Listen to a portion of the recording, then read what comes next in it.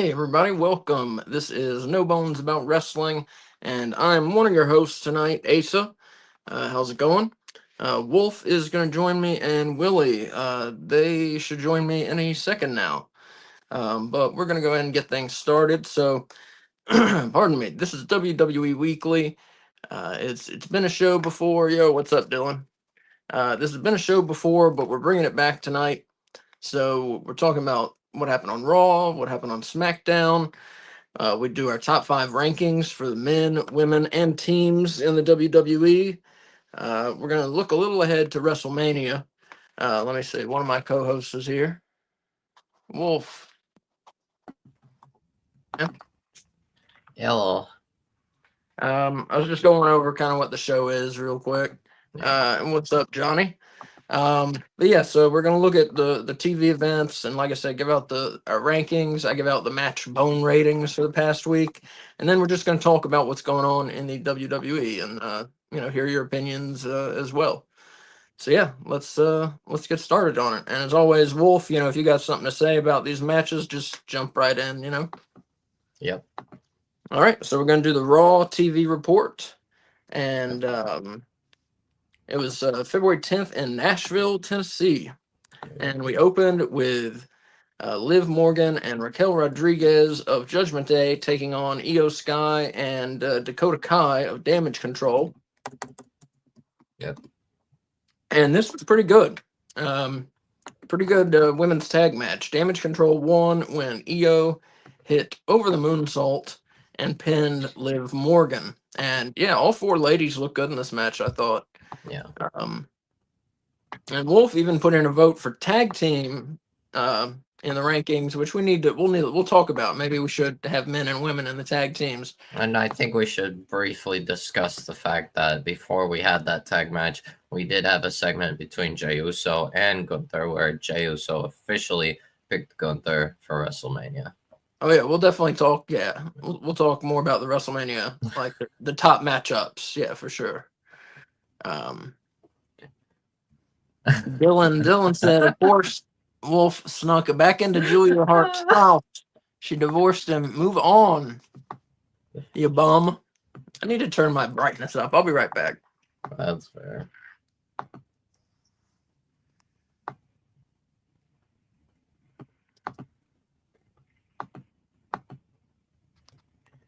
Well, in the meantime, I'm back. Oh, all right. When it seems like I can't read on here, I can read. It's the brightness. Well, you know what? Since we're talking about Raw, I'll put the Raw background. There you go. Yeah, so Damage Control got the win. Excuse me. 4 bones out of 5. Very good tag match. Elimination Chamber qualifier match. This was a non-title match. Yep. We had Intercontinental Champion Lyra Valkyria taking on Bayley, former world champion, of course. And this was another good match on Raw. And Bayley got the win over Lyra. Bayley pinned her with a roll-up. And as I said, another good match to open up the show. Another good women's match. 4 bones out of 5 for Bayley's win. And she gets into the Elimination Chamber. Up next, we only had a couple matches on Raw this week. Up next, we had a World Tag Team title match with the War Raiders defending against the Creed Brothers.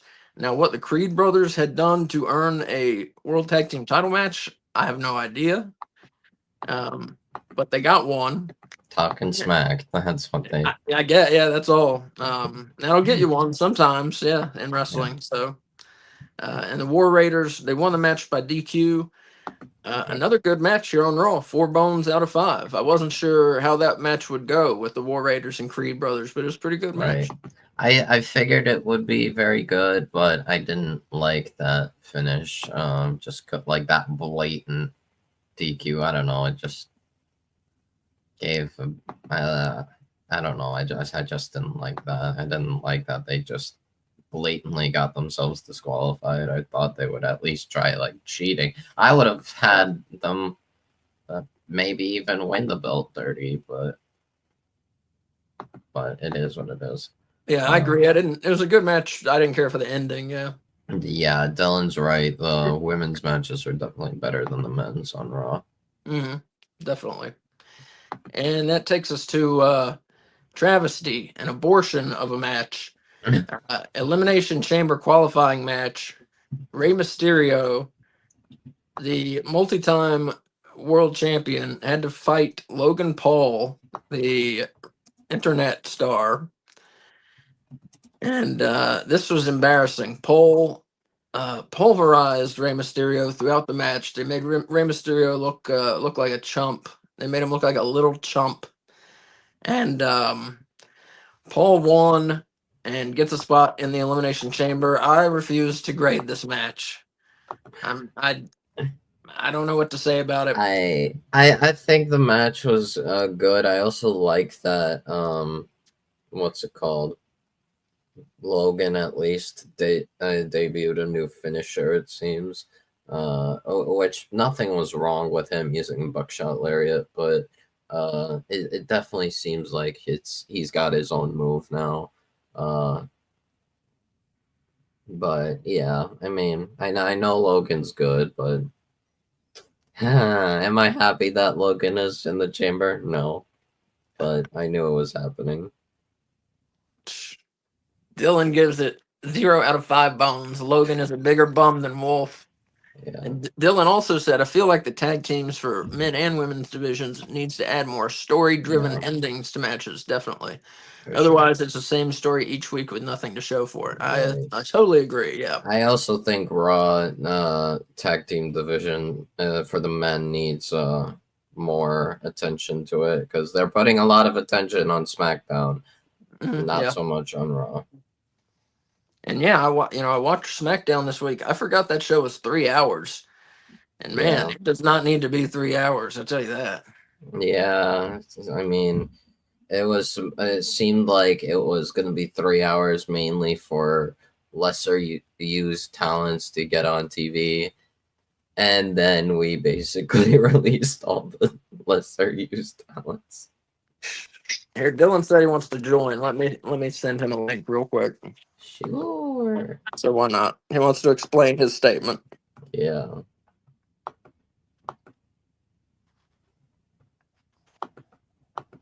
I'd love to have Dylan on here. And Willie's supposed to be here. Yeah, I think Willie might be doing his own stream or something. Oh yeah. Oh okay. I don't know. Well, he's not live, so told me he's gonna do something himself, but 1 second here. maybe he's not home yet. Oh, yeah, I sent him the thing. I'm sure. Send him the link. Yeah. Yeah. All right, there you go, Dylan. I sent you the link on X.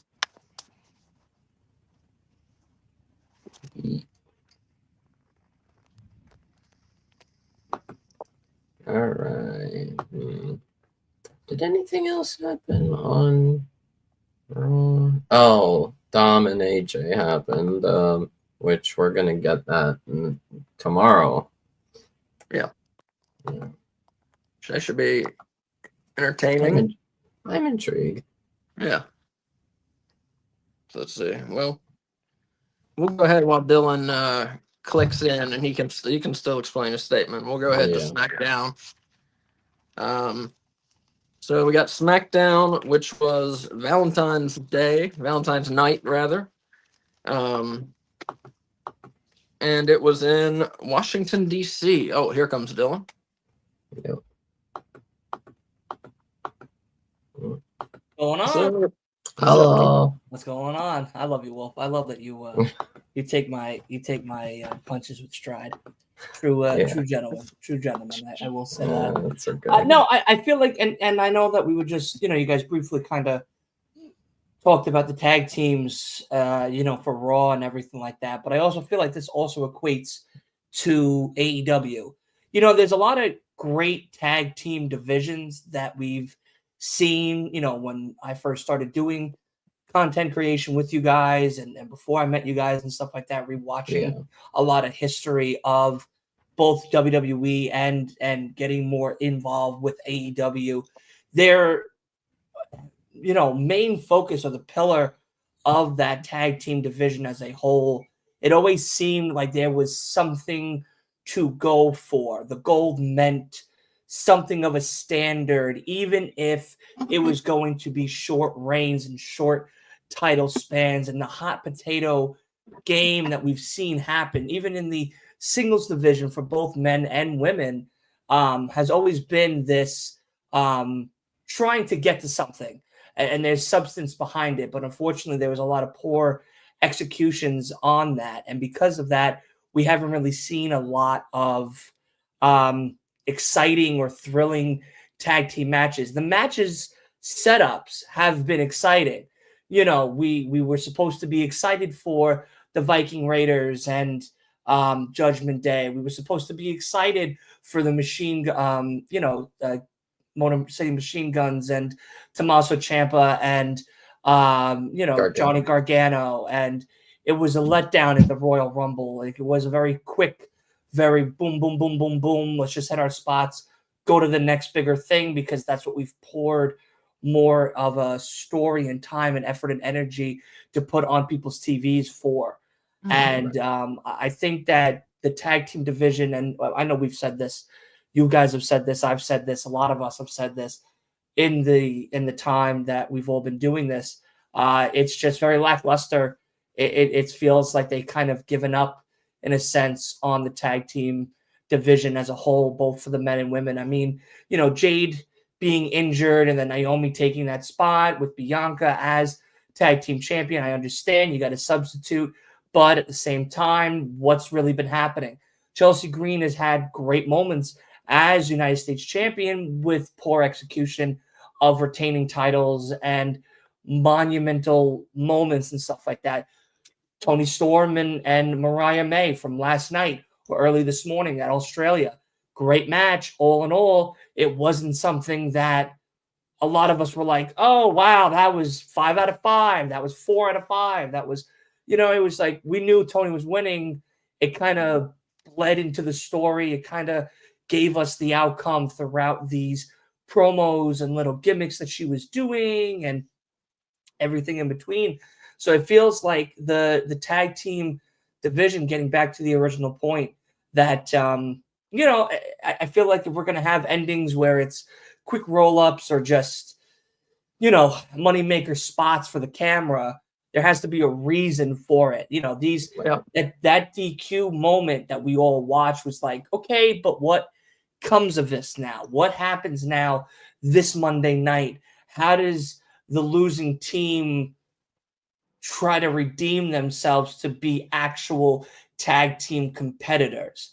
Because they could be, but if they're not forced into a tag team matchup and it's just a story beat for camera selection, then it is just a one and done.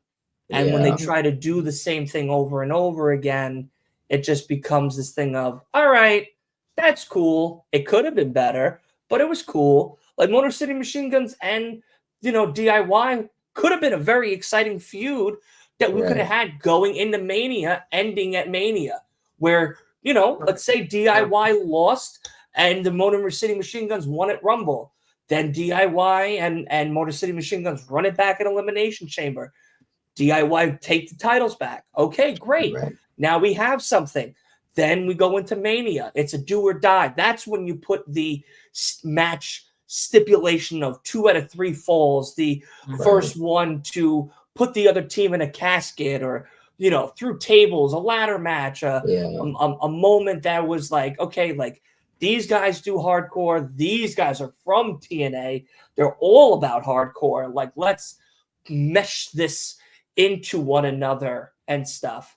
And I feel like that's something that Triple H is not honing in on with a lot of these tag team divisions, even last year, going into this year. Quick. Let me say 2 things real Sure, quick. Sure.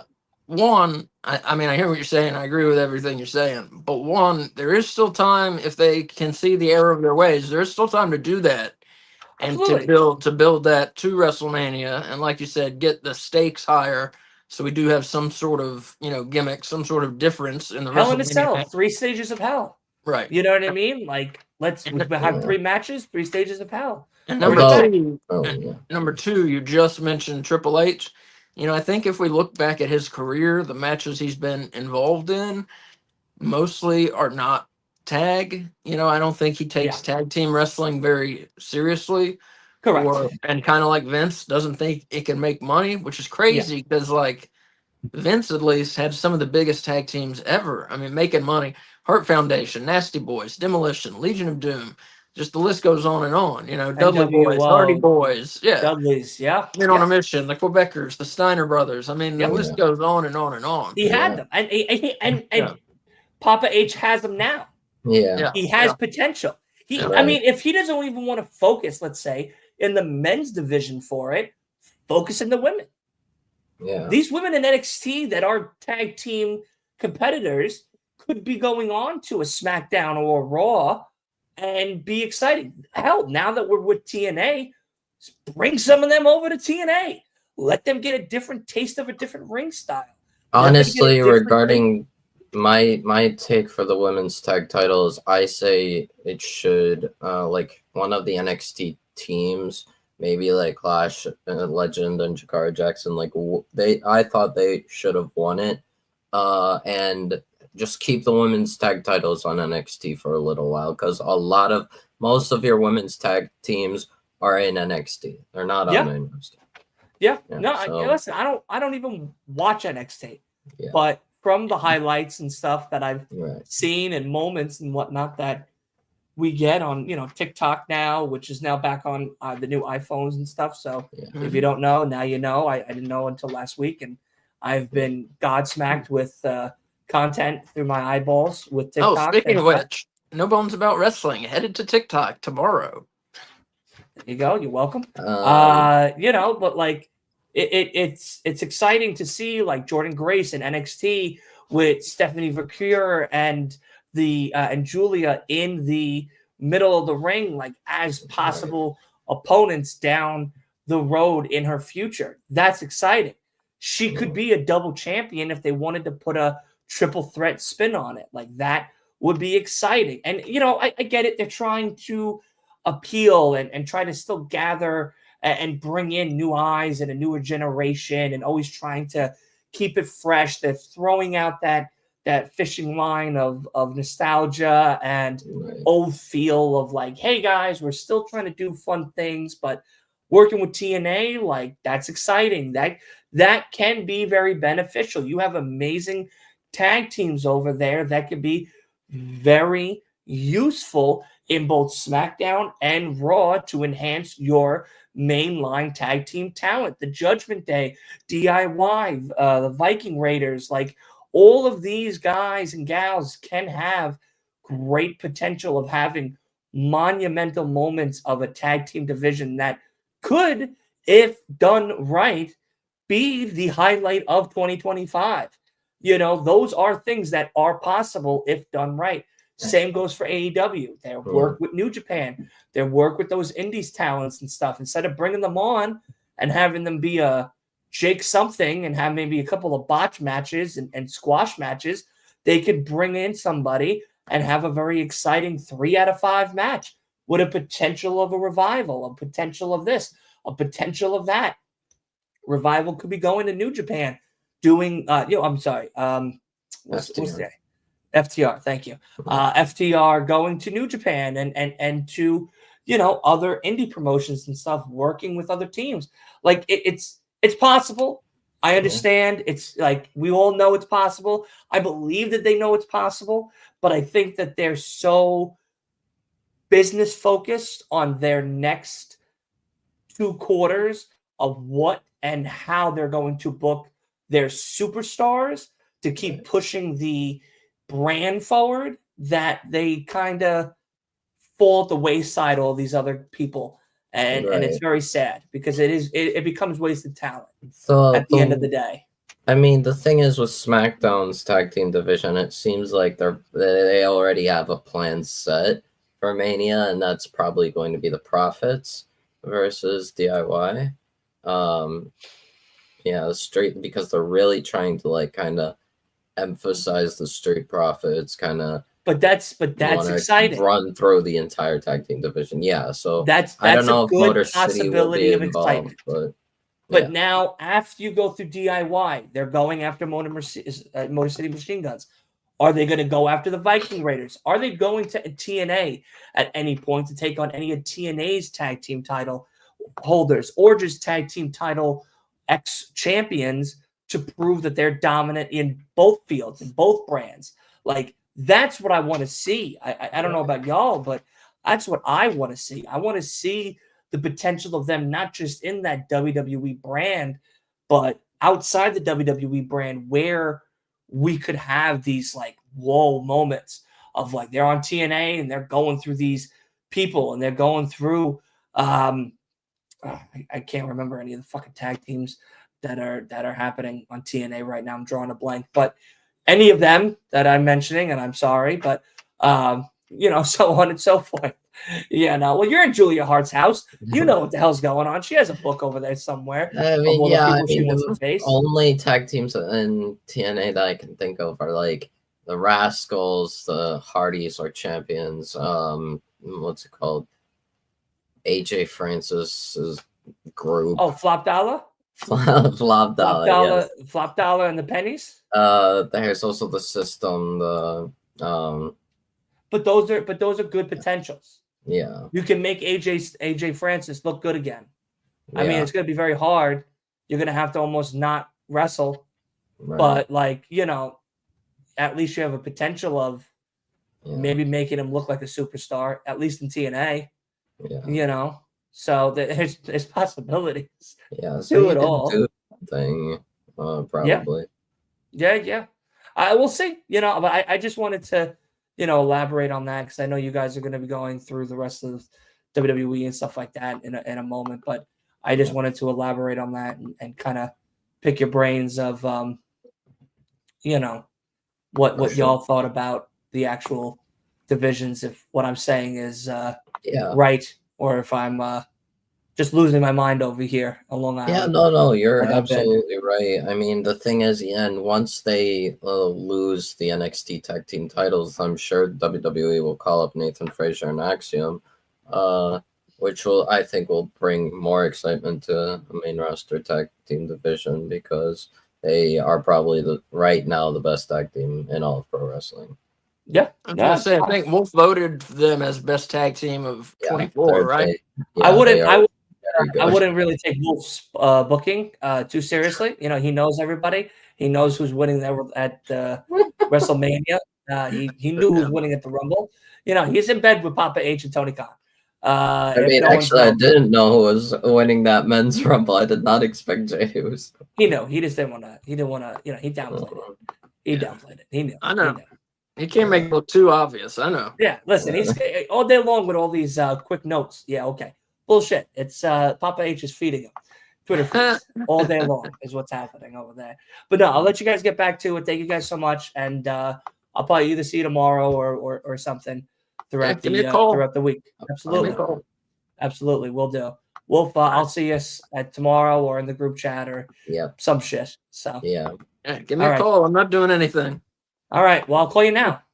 Well, obviously, right now I'm doing something. Yeah. No, I'll call you tomorrow or something. Absolutely. But man, thanks. Thanks for joining in. We appreciate it. Yeah, absolutely. Anytime. And I'll see you guys soon. Okay. Yeah, man. All right. Bye, guys. Have a great one. Good talk there from Dylan. Right on the tag team money. I thought, Yeah. Right on with it. Well, back right now on the SmackDown. The SmackDown. So again, it was Valentine's Day, Washington, D.C.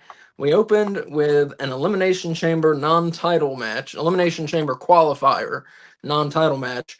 We had U.S. champion Chelsea Green, accompanied by her Secret Service Piper Niven, and she took on Naomi.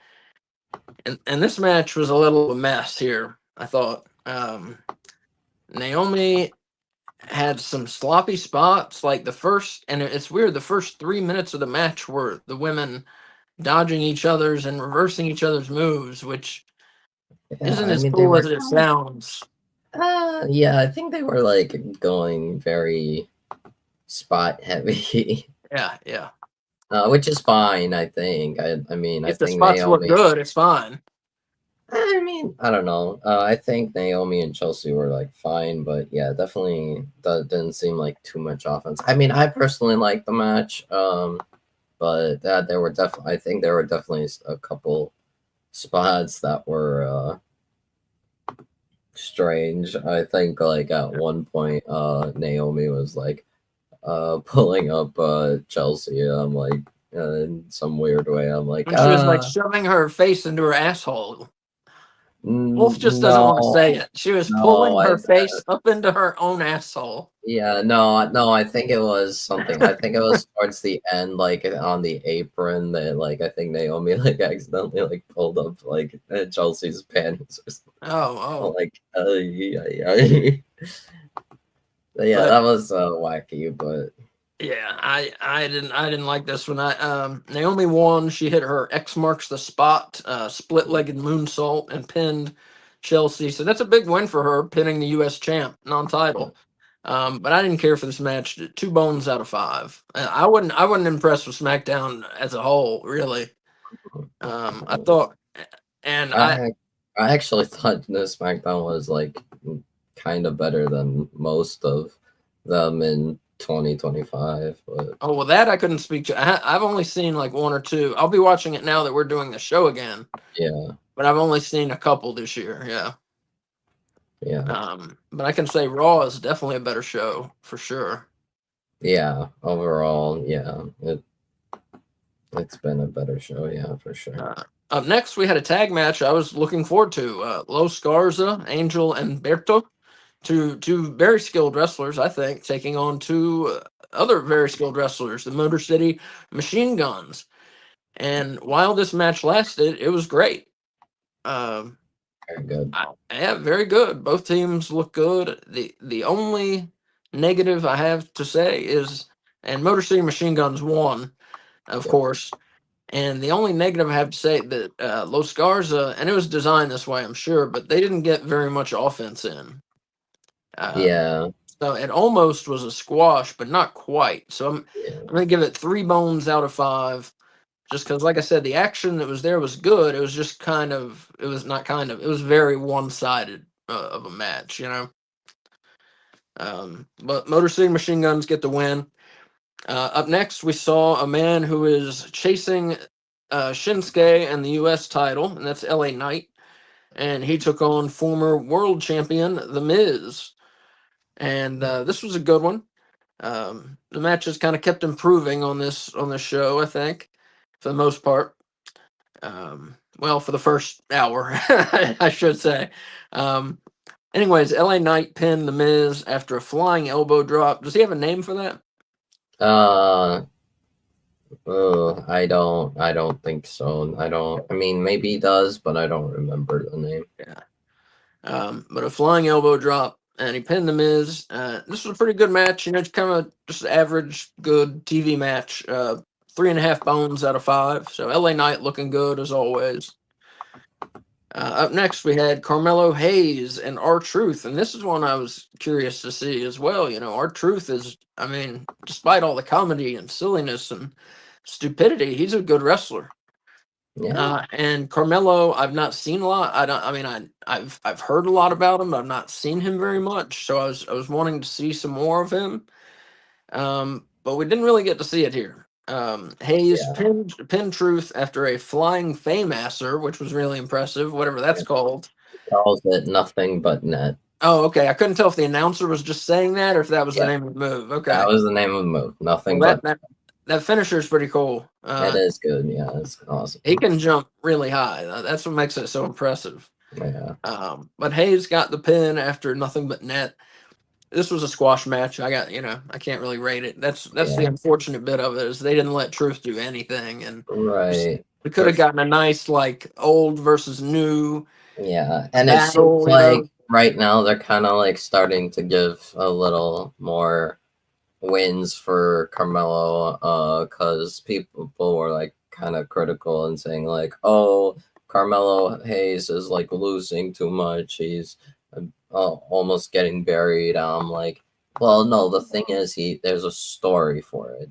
Like the thing is, I don't mind him get racking up losses if there's a story for it. If there's no story, then then yeah, it's pointless. But there is a story. They make him like super arrogant that he's a first round draft pick, and so he gets humbled by a bunch of better wrestlers than him. Um, and now he's racking up wins again. Like, yeah, he's winning it against like free wins. He's getting free wins against like a Tozawa and R-Truth, but we start somewhere. I guess, yeah. Up next, we had another one that was a bit of a mess. We had WWE Women's Title match. We had the champion Tiffany Stratton defending against Nia Jax. Where if you watch the show, you know that I hate Nia Jax. And Nia Jax throughout this match was blowing moves, dropping Tiffany in places she shouldn't be, calling the match while not trying to disguise talking to Tiffany at all. Just the things she always does that are terrible. She was doing them all here. She looked good at certain points in the match, but that's as much as she can generally be asked to do. Yeah. But I thought at first the match was good. It was like getting good, but then Yeah.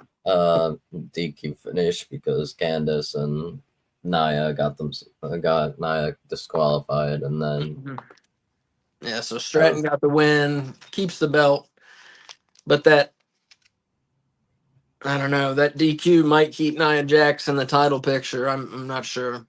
Well, I mean, not exactly because right now Tiffany's schedule is kind of booked because Right. after the match, while Candice and Nia were attacking Tiffany, Trish Stratus came in and helped Tiffany and dealt with Candice.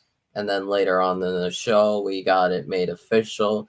Tiffany Stratton and Trish Stratus will face Nia Jax and Candice LeRae at Elimination Chamber. There you go. So that should be interesting. Oh, one more thing. Sorry. No, you're Real fine. quick. Right after the match, the Women's Royal Rumble winner Charlotte Flair came out, and as expected by basically everyone, she has chosen Tiffany Stratton. So Tiffany Stratton versus Charlotte Flair is set for WrestleMania. And don't you think that the Trish being at Elimination Chamber, don't you think that pretty much tells us she's going to be at WrestleMania as well? Maybe. I mean, they probably just put Trish there because what's it called? It's in Canada. It's in Canada. Yeah, it's in Toronto. So Maybe. that's probably the only reason Trish is involved. But I mean, maybe they find something for Trish at WrestleMania. I don't know. I'm just a little worried about possible like promos and stuff that she might do because during that Becky feud she was awful. I've said it multiple times. Trish was like an amateur and like Zoe Stark, who was an NXT call up, was carrying both a Hall of Famer and a top main event level woman in Becky Lynch during their feud. She wasn't even like actually in the feud. Like she was helping Trish, but she wasn't directly part of the feud. She was just a sidekick basically, and the sidekick was carrying that feud. I'm like, yeah, Zoe Stark, she's good. I hate to see how she's become, kind of entrenched in the lower card for the women. Yeah, she's stuck tag teaming with Shayna. Which, yeah. We've said before how they buried Shayna as well. Yeah. I don't know both those counts. I don't know what's up because both those are two of the best women they have, I think. Yeah. And yeah, her name escapes me. Zoe. Zoe, yeah. It's good on the mic and in the ring. Yeah. So I'd say better in the ring than the mic. Yeah. She's had some mic issues, but what's it called? Yeah, definitely. She's competent. She's mic passable. But I guess she's a tag team with Shayna, which is fine because they kind of fit, but I kind of wish Shayna was given more opportunities and just carrying the women's tag division. Yeah, Or before she did. Now she's not, but definitely. And that match I gave 1.5 bones. Worst match of the week. Besides the match we will no longer mention on Raw between Rey Mysterio and a man that remains nameless. Um, the main event of SmackDown was an Elimination Chamber qualifier for the men. We had former world champ Braun Strowman, former world champ Damian Priest, and the uprising, quick rising is probably a better way to say it, Jacob Fatu. yep. And I'm not usually big on triple threats, but Yeah, this was a pretty good one. I thought. Oh, well, I'm not usually too big on triple threats, but this was a good one. A lot of back and forth action. very Getting to good. see, the kind of the best out of all three men. They didn't really show us Strowman's best, but they Right. showed us his best selling. That's for sure. Yeah. But I mean, all three guys looked good in this match. Jacob Fatu looked particularly strong. I think they made him look a little overly strong, being in a match with Braun Strowman. That's kind of the point. Yeah, Yeah, they're very crazy on Jacob. yeah, they really are. I see that. But yeah, and Solo Sikoa ended up interfering, and so did Tomatonga, and Cody Rhodes comes out and ends Yeah. up taking them out, and it just got wild by the end, and it was a fun match. And Damian Priest ended up winning it.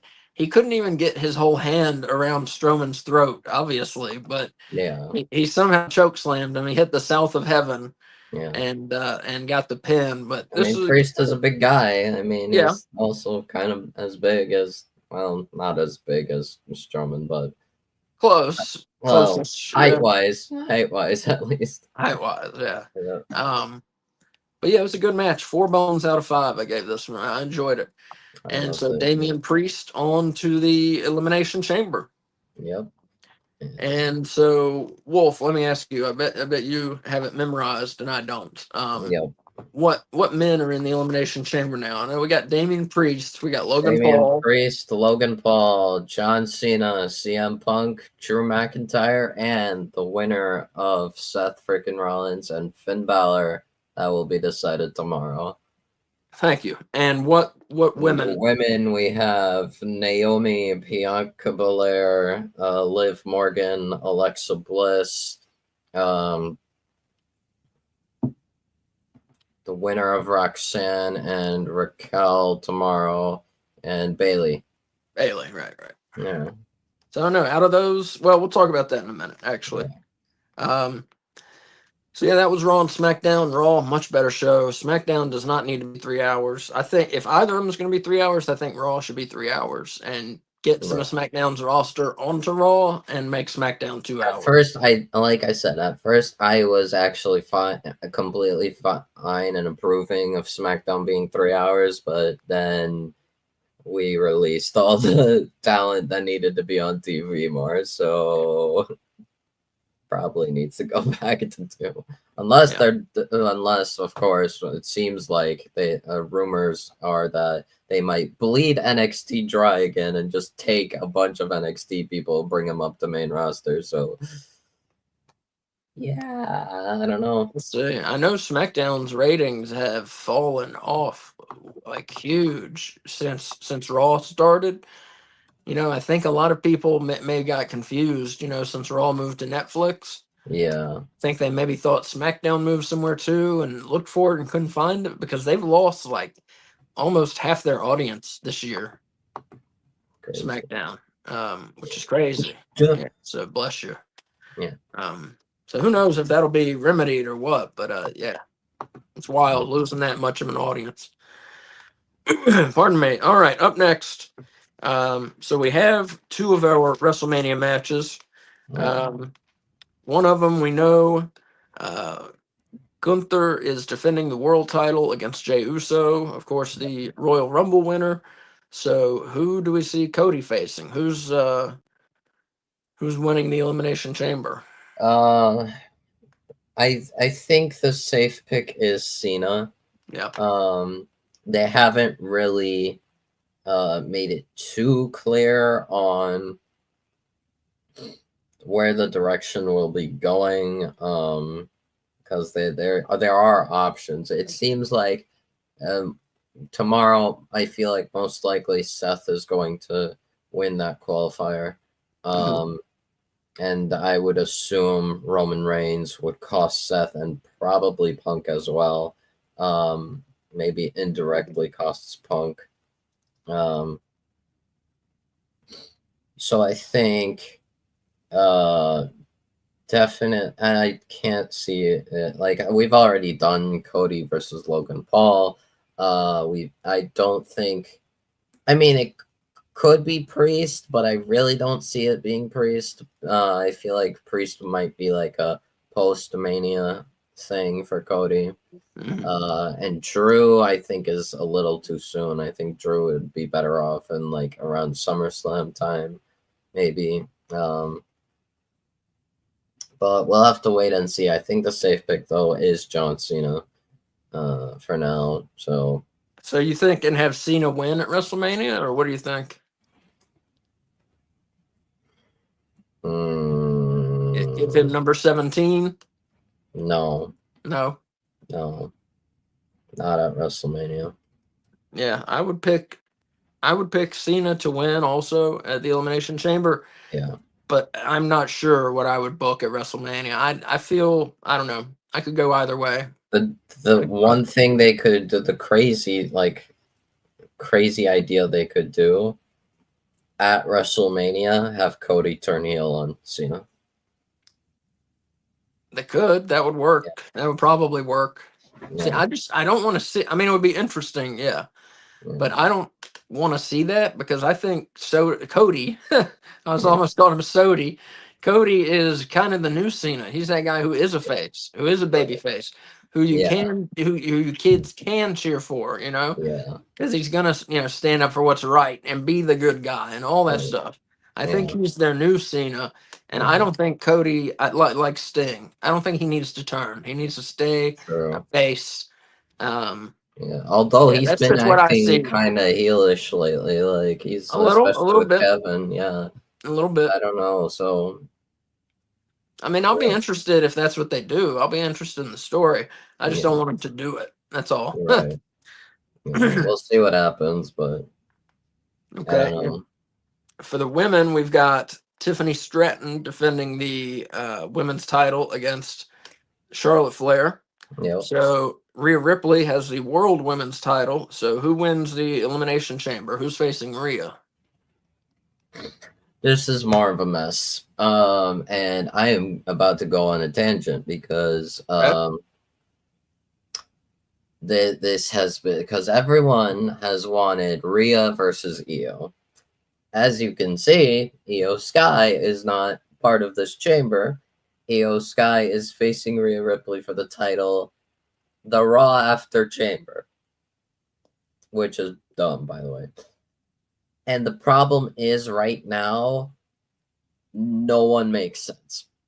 Like there is no one in the chamber makes sense to face Rhea Ripley at WrestleMania. Not even Liv. Like Liv is like the most sensible, and yet she still kind of doesn't make sense. And also, people are sick of um, seeing Rhea versus Liv at this point. Mm-hmm. And like the way things are going, I wouldn't be surprised if Io is not even involved at WrestleMania in that world title match because people are speculating it might be Rhea, Liv, Io. Um, but it's really been a mess. They haven't really made it clear. Cause like Bailey and Roxanne, I assume Roxanne is winning the qualifier. I think Roxanne should win the qualifier because it would be kind of stupid if Raquel won because like nobody cares about Raquel, and especially if they're like possibly winning the tag. The only way it would work for Raquel to win is just because Liv and Raquel would probably win the tag titles, and even then, that would make it more of a reason why Raquel and Liv should not win. Um, So because of that, Liv doesn't make sense to win when she has the tag titles to worry about, and what's it? Raquel? Yeah, like Raquel and all that. And it seems like she wants to do tag team stuff with Raquel right now. Bianca and Naomi has the Jade stuff on hand. Also, Naomi's kind of like the weak link, and I don't think anyone wants to see Naomi versus Rhea at WrestleMania. Like, that's not a WrestleMania match. Yeah, no. Bianca has the Jade, the stuff on hand. It would kind of not make sense to have Bianca fight Rhea. Alexa just got to SmackDown. Why would you just put her on SmackDown and probably have her work with Wyatt Six when when you have her win Chamber and face the Raw champion? Like it doesn't make sense. And then Well, but wouldn't it be cool? Let me interrupt you for 1 second. Wouldn't it be cool to have Alexa win it and then win the Chamber, win from Rhea, which again I don't think is believable, but whatever. They don't book stuff based on what I think. doesn't. Yeah, but then Have her beat Ripley, and then have a Wyatt Six member that she kind of has a past with, Nikki Cross, come up, for a feud, and we get Alexa versus Nikki. I think that could be cool. I mean, that could work, but the thing is, right now there's no indication of Alexa being a heel right now. And the Wyatt Six are faces right now. So it seems like Alexa might just be part of the Wyatt Six, or is going to be part of the Wyatt Six. I just don't think. I mean, if Roxanne's not going to be part of the Chamber, then even then it would be weird for Bayley to win, because then Bayley would probably be costed by Roxanne, because I assume we're getting Bayley and Roxanne feud continuing and going into Mania, but it's really hard to explain. And I think this whole mess would have been avoided if last year at WrestleMania 40, we did not go the corporatist match that IWC were clamoring over, and we got Rhea versus Liv and not Rhea versus Becky. There was no reason to do Rhea versus Becky at WrestleMania 40. There was no story. They had 3 entire career stare downs, 2 of which were not even in the lead up to WrestleMania 40. And then like 1 promo battle that half of which was about Dominic. And then we turned this simple, concise, perfectly made Rhea 2+ year long Rhea and Liv story into a cheesy lover triangle story that only Dominic benefited from it. Rhea and Liv, they both kind of got anchored down. And Becky definitely didn't really benefit. She got a title reign, that a transitional title reign, but it's she didn't need it. And people are making excuses that Rhea was having a panic attack and Becky was ill. I'm that doesn't matter, because the story would have made that situation and the anchored down match basically obsolete. People would still remember the feud. Right now, Rhea had a panic attack during one of their matches. Is that what you said? During Mania, last year Mania 40. For real? When she fought Becky, yeah. No. Becky was sick. Rhea had a panic attack because there was so much pressure. I didn't remember that. Yeah. It wasn't really shown, but it was a backstage thing. The thing is, it's the problem is there was no build. Charlotte and Rhea build to 39 had more build and story to it than Rhea Becky to 40, and Charlotte and Rhea's build was almost non-existent. There was no build in that, and it was better than Rhea Becky. That was how bad Rhea Becky was. There was no reason for it. The only reason was money. And I assure you, it did not draw a single seat or ticket to WrestleMania 40. All the drawing was done the moment we got The Rock confirmed for WrestleMania 40. Like, and like almost the entire WrestleMania 40 card, even the less exciting matches like Bobby Lashley and the Street Profits versus the Final Testament, that had better story, better build than Rhea and Becky. Jimmy and Jay being the worst match of the year in hindsight, but it still had a more of a story and a build than Rhea Becky. I'm like, what the hell are we doing? So this would have been all avoided if we just did Rhea Liv at WrestleMania 40, and then we could have had Rhea Becky this year at WrestleMania. That would have been better. You would have more. It's kind of looking like Rhea and Liv again. You know. Yeah, exactly. Now people are sick of it because we've dragged it out for too long. Yeah. Let me switch gears. Something I thought of a minute ago when I was talking about Alexa Bliss. So the Wyatt Six. Yeah. I love them. I think it's super creative and they're super creepy, and I think it's great. I love the supernatural stuff in wrestling. You know, some people hate it. Whatever, that's your prerogative. I love it. Yeah. And now we don't see them, and I know someone's injured, right? Eric Rowan's injured. Bo. Bo's injured. Excuse me. Bo is injured. Yeah. Okay. And I know they've been saying they're keeping them on TV just so everyone can be on TV. Right. Together. I think Bo is like almost back though. Like he's like, oh, they're almost ready to. I think they'll be probably back by WrestleMania. But well, let me ask, how much of their, and they weren't using them when they were around, even though, you know, they used them like a little bit. Yeah, they weren't using them like they should have or could have. It's like it's clearly like a more of a part-timer faction. It's like, oh, we're only gonna use them when we have to use them. Right. So let me ask, this is my question, is do we think that part-timer faction status, do we think maybe that's because Triple H didn't create them? So you know what I mean? He doesn't feel like he had a hand in it. Right. I think it's more so like it's not he's not like feeling petty about it or anything. He wants to figure it out. Yeah, you think so? Like he's trying to figure it out. He's constantly talking with Bo and how they want to make things work.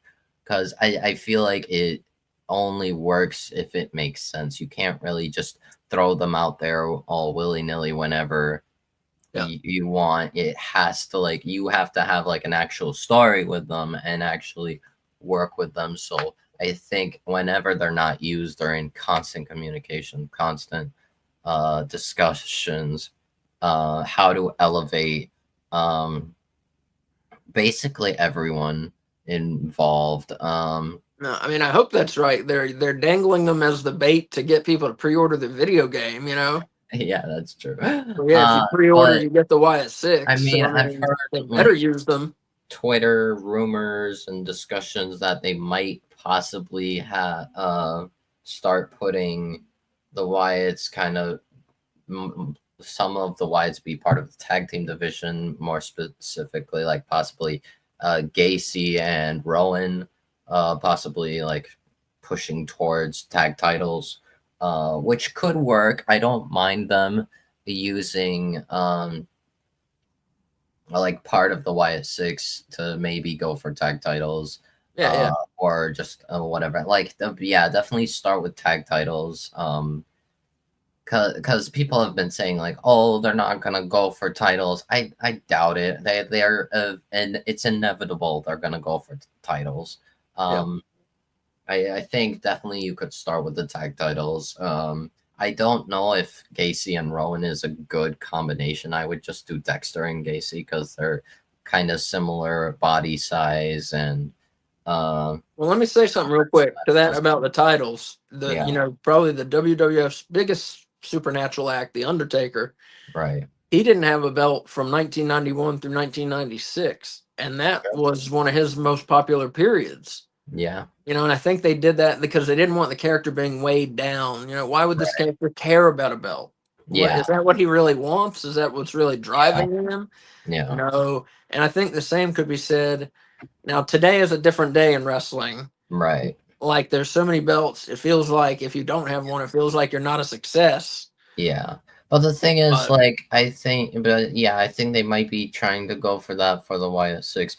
If they are gonna pursue like tag titles, for example, I think also with the current champions on SmackDown being DIY, I think Dexter is absolutely needs to be one of them.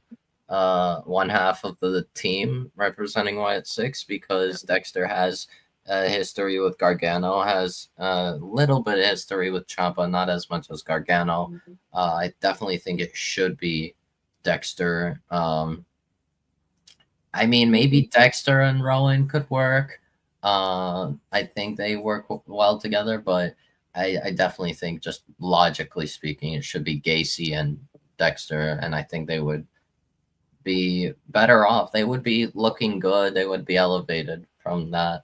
So yeah, I would definitely say kind of first work on tag titles, and then like I think Rowan is great. I think Rowan should probably get a singles title yeah, because he's very good. He's very good. he Underrated. deserves it. Yeah, for sure. Um, and I'm pretty sure out of the original Wyatt family, he's the only one who has not held a single title. Or actually, did he? I think Harper or Brody Lee had like the Intercontinental title or something. Well, Harper and who was and Rowan were the tag champs. Yeah, I know that for sure. Oh, maybe I didn't hear what you said. Yeah, no, I think yeah. So Harper did hold the Intercontinental title. So like maybe you could have Rowan hold the U.S. title. You could have him maybe get a world title, even if you really want to push him. But I feel like world title, Howdy should probably, like, Bo should get that probably more than Rowan. But we'll see. Yeah, it'll be interesting to see where it goes. Like, does it fizzle out, or do they make it as interesting as it could be? Do they make it the new Undertaker like it could be? Right. Well, I'm interested. Here, let's go back 1 minute. Johnny said some people think it's going to be Rhea versus Liv versus Io at Mania. What do you think about that, Wolf? I would not mind. I would be perfectly like accepting of that, but the one issue is with the way things are going and the way they've like kind of implied it, and the way that they're having Rhea versus Io the like day after pay-per-view, like like on Raw after Elimination Chamber, like a random Raw that tells me Io might not even be involved. Unless like Liv just straight up like comes in and gets herself involved in the match for whatever reason, which would make no sense. Well, but it makes you think that maybe part of the reason that they are going ahead and lining up Io to face Rhea is because she is going to be part of this match. Maybe, but I just think it's gonna be a struggle to make it make sense. So I don't know. I really don't know. Right now I'm kind of not really impressed with. I mean, I understand that Rhea kind of just won the belt back lately, but it's right now not really working out for me, I think. And the way things are going, in my opinion, if it's going to be Rhea, Liv, Io at Mania, then Io should win, because right now Rhea has not really I don't think Rhea has really. First off, I think Rhea should not have won the belt back, period. I thought it was lazy to give her back the belt. I would have preferred Liv versus Io or Liv versus like Alexa or anyone. But it was just kind of lazy to just give it back to Rhea and kind of feed Liv to the person that she like basically won it over. I don't know, the way things are going. Rhea's reigns have underwhelmed me, and even Liv's reigns, despite the fact that they've been like kind of transitional. Like the first reign was kind of transitional, and the second reign we just kept feeding her to Rhea for whatever reason. Like she was still won matches, but like she like we had Rhea completely destroy her, basically. I don't like it, but the way things are going, Liv's title reigns seem to have gone better than either of Rhea's, which is weird. And I don't know. I also am sick of people like throwing out this agenda of Liv can't wrestle because she literally has proven otherwise time and time again. She can definitely wrestle. She's just very tiny. Right. That's all. You know, it's hard sometimes being believable when you're that small. That's and that's the same issue Rey Mysterio faced so much. It's like he's awesome, but he's so tiny. But with Mysterio, I think it's a different thing because he's like Spider-Man. You know what I mean? And he's just hopping around everywhere. It doesn't matter how tiny he is; he can beat you. Liv not quite up to Rey Mysterio level of being able to use her small size, to her advantage. But let me ask you one more thing before we do the top 5 rankings, and we'll stick on Rhea Ripley. We talked about her a lot tonight. We were on our retro watch along this past Thursday. We watched St. Valentine's Day Massacre. One of the matches was Kane and Chyna versus Triple H and X-Pac.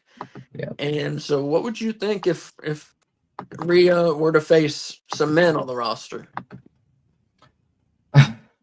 I mean, it's kind of how the things were with her when she was part of Judgment Day, and yeah, she was kind of like picking fights with the men, like carrying out like one of her iconic moments was like single-handedly lifting up Luke Gallows. It was pretty big, mind you. He's kind of like beefy, and she just picked him up and slammed him down like without much effort. I think it's fine, but I think it needs to make sense. It's not really it doesn't really work if you just throw it out there willy-nilly. I think. Right. I mean, if she's gonna like bully someone like she did with Tozawa when she was a part of Judgment Day, because we did get Rhea Ripley versus Akira Tozawa, and it was a squash for Rhea. Well, let me ask though. We have a U.S. champion who is, a very skilled wrestler, but he's also kind of slim. Could it work? Nakamura versus Ripley. Could that work? Versus Ripley. I don't see how you get there. Kind of like I don't. Like in theory it works. I just don't see the point of it. Yeah. Well, I mean, just the point would be just to give a novel thing, man versus woman, like that simple. I mean, yeah, I guess you could, but I don't know. It would feel. I think people get a kick out of that, Yeah, for sure. But that's I think all. right now it would be kind of random. Especially when you're trying to. What's it called? When you're doing this like Sith Lord Samurai gimmick of Nakamura. Yeah, I agree. I agree with what you said. It would kind of feel random with this character he's doing, which I love the character. He would have to transition out of that character for it to work. Yeah, definitely. For it to be, because with it, it's too much. It's too much with that character. Yeah, in my opinion, I don't even think he. What's it called? I don't even think he should transition out of that character, because that character is interesting, and I really want to see more of it. Even though right now it's like he hasn't. I don't think he's done enough. No, I agree. Yeah. He's barely wrestling and has no big profile matches. I mean, it looks like they're going to pair him with LA Knight. Yeah, I think we might get LA Knight versus Nakamura at Chamber. Yeah.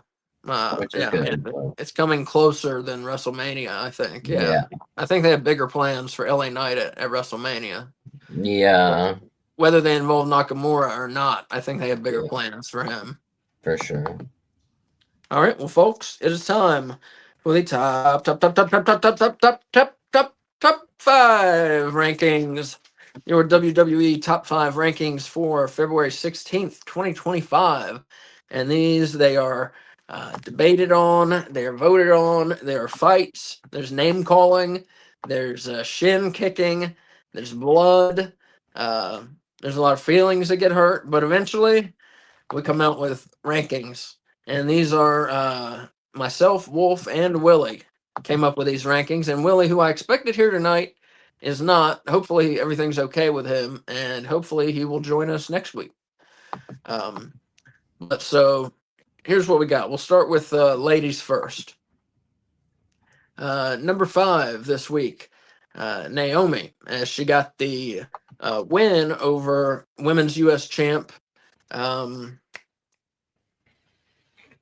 Chelsea Green. Chelsea, yeah. Number 4, she is the number 1 contender to the WWE Women's title, and that is Royal Rumble winner Charlotte Flair.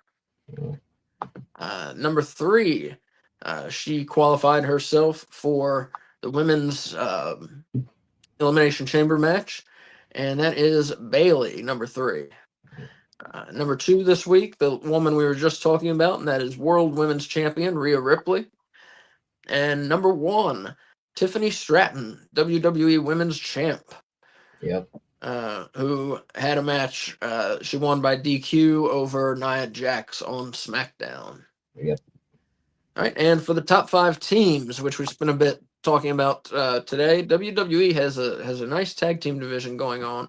Right. And I never thought to vote for the women, but I will start including the women's tag teams in my voting. Right. Because Wolf did and I did not, so I'll start doing that. But anyways, number 5. So this from now on will be men and women. It is a little this week, but from now on it will be men and women's teams together. Yeah. Number 5, the Creed brothers, who got their World Tag Team title shot but lost to the War Raiders. Number 4, Io Sky and Dakota Kai, who won a fun tag match against Judgment Day to kick off Raw last week. Yeah. Number 3, they beat Los Garza on SmackDown, and that is Motor City Machine Guns, one of the better teams in the company, I think.